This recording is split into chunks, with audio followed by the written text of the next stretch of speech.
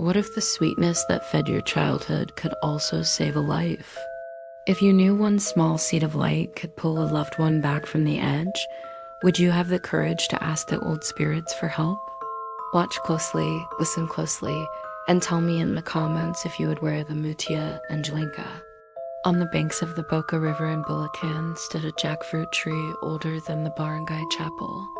Its roots gripped the soil like 100 patient hands, its thorn skin hiding a heart of honey.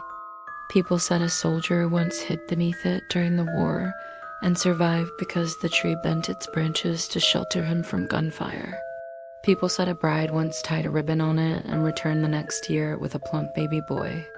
But the oldest story belonged to Lola Shoning, a healer whose palms smelled of coconut oil and burned leaves. She whispered that the first Mutya Langka was born when a typhoon split the trunk on a Good Friday evening. The tree cried a tear of resin that hardened into a clear bead the size of a corn kernel, warm to the touch, fragrant like newly opened fruit. The bead was lifted from a cradle of sap and leaf by a midwife who knew how to ask permission from the unseen. That bead was the first amulet, the seed of a lineage. The jackfruit carries a language of its own. The armor of its rind means strength that does not boast. The sweetness within means wealth that nourishes rather than hoards.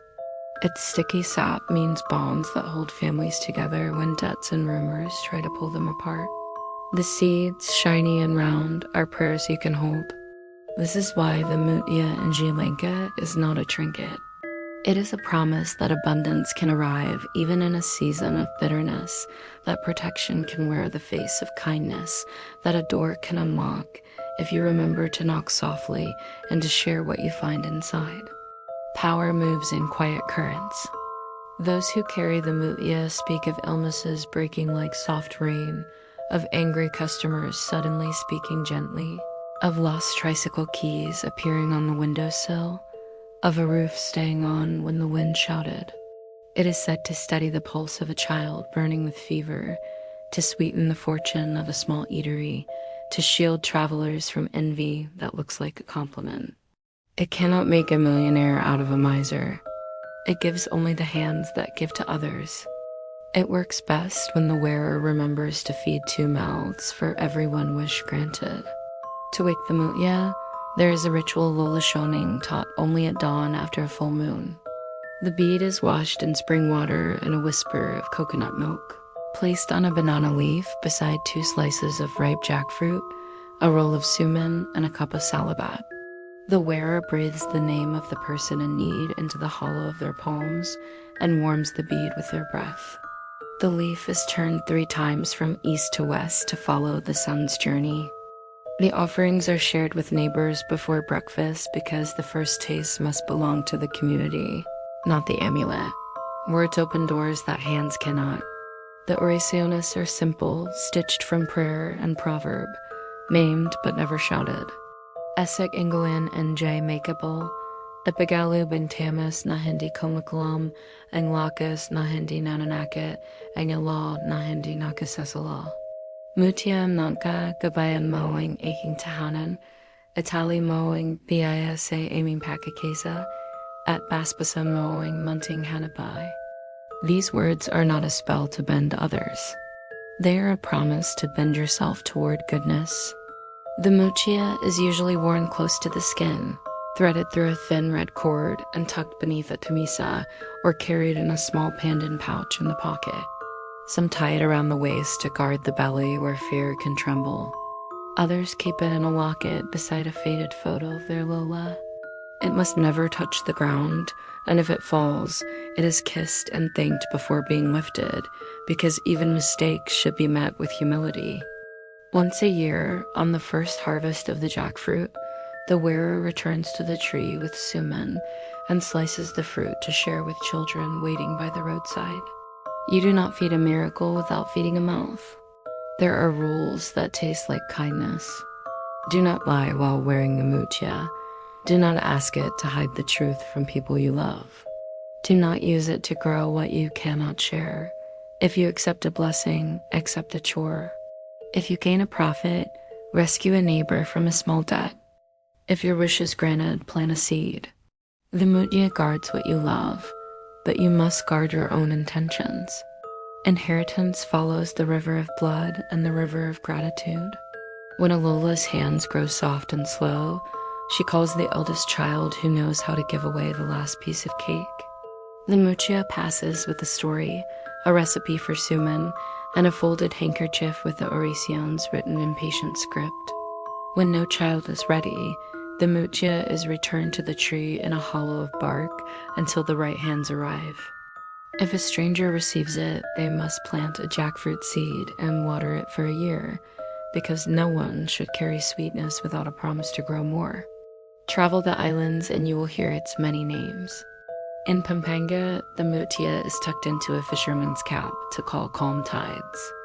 In Bicol, it is wrapped with a stingray tail charm to ward off the prowling of creatures who prefer the dark. In Panay, it rides in the pocket of a jeepney driver to sweeten his day with honest passengers. In Mindanao, elders call it Mutya sa Langka and pair it with a small charm of brass bells to guide travelers through rain-swollen rivers. In Cebu, it hides beneath a Santo Niño scapular, a tender handshake between old beliefs and new. Faith is a bridge made of many planks. On Sundays, the wearer attends Mass, lights a candle, and tucks the Mutya under the warmth of a prayer. On Mondays, the same wearer greets the tree, presses a palm to its bark, and thanks the unseen guardians of the land. There is no war in this balance. There is only the practical knowledge that blessings arrive through many doors, and that gratitude must be given in all the languages of the heart. The night Miguel needed the Mutya, the rain fell like 1,000 footsteps. His father had not returned from the market in Marilao, and the river had swallowed the road. In the dark kitchen, his mother burned with fever, her breath short, her eyes glossy as if a film of water had slid over them. Miguel remembered the banana leaf, the salabat, the slices of fruit, the breath warming the bead. He remembered to share the suman with the neighbors who had gathered with flashlights and umbrellas. He remembered the words, not as magic, but as surrender. Ase Inglam G Mekapo, he whispered. Muta and Langka, if you can sweeten the world by one mouthful, let it be my mother's breath and my father's safe return. The bead warmed like a small sun. Outside, the river's roar softened for a heartbeat. A line of fireflies stitched a path from the gate toward the bend in the road, flickering as if pointing. Miguel and the neighbors followed ankles deep in water until they found his father knee, high against the current shoulders, bent under the weight of a sack, eyes wide with fear that broke into laughter when he saw the lights, when he saw his boy. Before dawn, his mother's fever loosened like an autumn tide. The amulet rested on her pillow, its resin bright, a tear that had learned to smile. In the morning, Miguel stood by the old jackfruit tree and thanked it with both hands. He pressed his palm to the bark and felt, or imagined, a gentle answering pulse. He peeled slices of fruit and fed the children who had followed the fireflies. He planted 3 seeds beside the fence. He kissed the bead and tucked it back into its pouch, then went inside to make breakfast for his family, sweetness cutting the leftover bitterness of the night. If this story tugged at your heart, double tap, share it with someone who needs a little sweetness today, and tell us in the comments your province's version of the Mutya and Langka. Do you believe in charms that guard the home and feed the hungry, or have you worn one yourself? Follow the channel for more Philippine mysteries and amulets, and let's keep these stories alive together.